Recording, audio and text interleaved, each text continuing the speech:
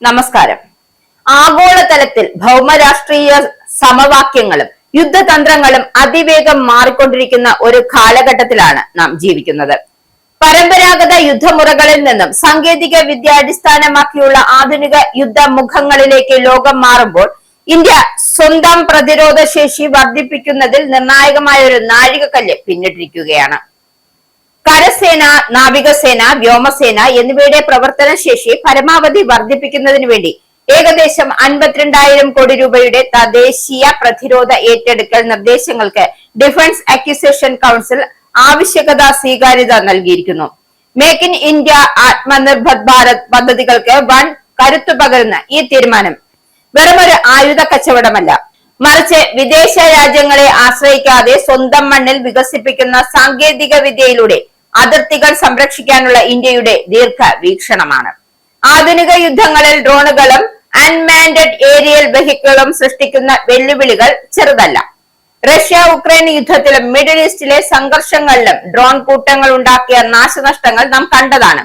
ഈ ഒരു ഭീഷണിയെ പ്രതിരോധിക്കാൻ ഇന്ത്യ തദ്ദേശീയമായി വികസിപ്പിച്ചെടുത്ത അത്യാധുനിക ഇലക്ട്രോണിക് വാർഫെയർ സംവിധാനമാണ് Akash Tarang.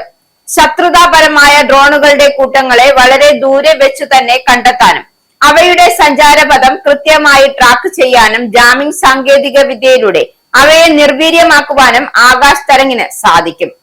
ആക്രമണകാരികളായ ഡ്രോണുകളുടെ command and control സംവിധാനങ്ങളെയും GPS ഫ്രീക്വൻസികളെയും പൂർണ്ണമായി നിരോധിക്കുന്നതിലൂടെ ഒരു വെടിയുണ്ട പോലും ഉതിർക്കാതെ അവയെ തകർക്കാൻ ഈ സംവിധാനത്തിന് കൊണ്ടാകും.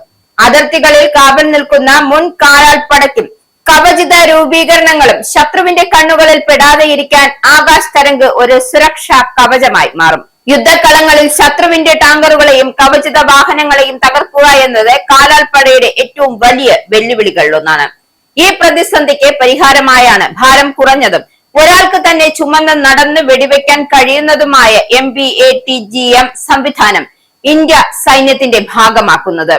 ആധുനിക യുദ്ധ ടാങ്കറുകൾ ഉപയോഗിക്കുന്ന കട്ടിയേറിയ എക്സ്പ്ലോസീവ് റിയാക്ടർ ആർമർ പ്ലേറ്റുകൾ പോലെ അനായാസം തുളച്ചു കയറാൻ ശേഷിയുള്ള നൂതന ടാൻഡം വാർഹെഡുകൾ ഈ മിസൈലിൽ ഘടിപ്പിച്ചിരിക്കുന്നു. ഇതിന്റെ ഏറ്റവും വലിയ സവിശേഷത ഇതിലെ ടോപ്പ് അറ്റാക്ക് ശേഷിയാണ്. അതായത് ടാങ്കറുകളുടെ ഏറ്റവും ദുർബലമായ മുകൾ ഭാഗം ലക്ഷ്യമാക്കി ആകാശത്തു നിന്നും താഴേക്ക് കുതിച്ചിറങ്ങി ആക്രമിക്കാൻ ഇതിന് സാധിക്കും. ദീർഘദൂര പരിധിയിലുള്ള ശത്രു ലക്ഷ്യങ്ങളെ കൃത്യതയോടെയും അതിവേഗത്തിലൂടെയും തകർക്കാൻ കാലാൾപ്പട യൂണിറ്റുകൾക്ക് ഈ സംവിധാനം വഴി സാധിക്കുന്നുണ്ട്. ഇന്ത്യൻ വ്യോമാതിർത്തിയെ ശത്രുക്കളുടെ ആക്രമണങ്ങളിൽ നിന്നും പൂർണ്ണമായും സംരക്ഷിക്കുന്നതിനായി പാളികളുള്ള ഒരു വ്യോമ പ്രതിരോധ സംവിധാനമാണ് രാജ്യം ഒരുക്കുന്നത്. ഇതിന്റെ പ്രധാന കണ്ണിയാണ് medium range surface to air missile.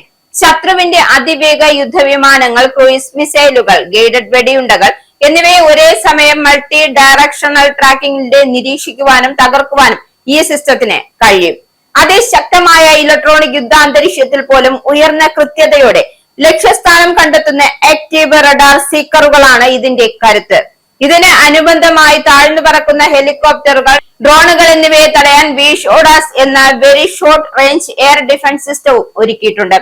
Multi spectral censoring സാങ്കേതികവിദ്യ ഉപയോഗിക്കുന്നതിനാൽ ശത്രു വിമാനങ്ങൾ പ്രയോഗിക്കുന്ന താപജ്വാലകളും മറ്റ് പ്രതിരോധ മാർഗങ്ങളെയും അനായാസം മറികടന്ന് മോശം കാലാവസ്ഥയിൽ പോലും കൃത്യമായ ഇടപെടൽ നടത്താൻ വിഷോഡാസിന് സാധിക്കും.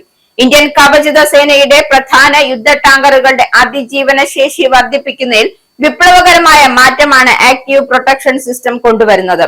പരമ്പരാഗതമായ ടാങ്കറുകളുടെ പുറത്തുള്ള കട്ടിയേറിയ കവചങ്ങളെ മാത്രം ആശ്രയിക്കുന്നതിന് പകരം ശത്രു മിസൈൽ വരുന്ന നിമിഷത്തിൽ തന്നെ ഓട്ടോമാറ്റിക്കായി ട്രാക്ക് ചെയ്യുകയും ടാങ്കിന്റെ ഭിത്തിയിൽ തൊടുന്നതിന് മുമ്പ് തന്നെ അന്തരീക്ഷത്തിൽ വെച്ച് ഹാർഡ് കിൽ കൗണ്ടർ മുനീഷ്യസ് ഉപയോഗിച്ച് അവയെ വെടിവെച്ചിടുകയും ചെയ്യും. ഇത് ടാങ്കുകളുടെ ഉള്ളിലുള്ള സൈനികരുടെ സുരക്ഷ ഉറപ്പാക്കുന്നതിനൊപ്പം യുദ്ധകളത്തിൽ കവചിത സേനയ്ക്ക് കൂടുതൽ ആത്മവിശ്വാസത്തോടെ മുന്നേറാൻ അവസരം ഒരുക്കുകയും ചെയ്യുന്നുണ്ട്. എന്തായാലും ഭാവിയുടെ യുദ്ധകളങ്ങൾ നിയന്ത്രിക്കുക ലൂയിറ്ററിംഗ് യുദ്ധോപകരണങ്ങൾ ആയിരിക്കുമെന്ന യാഥാർത്ഥ്യം കൂടി ഉൾക്കൊണ്ടാണ് ഇന്ത്യ ജെറ്റ് അധിഷ്ഠിത കാമിക്കേസ് ഡ്രോൺ സിസ്റ്റം സ്വന്തമാക്കുന്നത്.